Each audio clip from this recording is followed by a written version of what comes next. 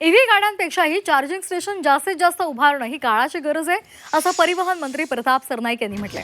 तसंच लांब पल्ल्याच्या प्रवासासाठी पेट्रोल डिझेलच्याच गाड्या वापराव्या लागत असल्याचंही सरनाईक म्हणाले. दरम्यान आज मंत्री सरनाईक यांनी मंत्रालयामध्ये त्यांच्या नव्या कोऱ्या टेस्ला गाडीतून प्रवास केला.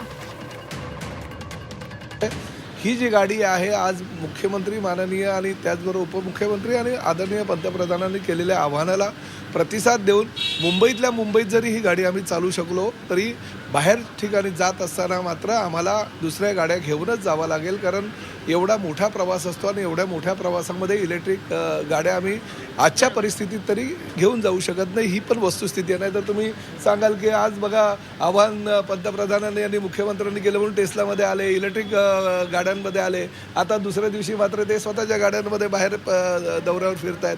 असं होता कामा नये. जी वस्तुस्थिती आहे ती लोकांच्या समोर खरीखुरी आणणंही तेवढंच गरजेचं असतं.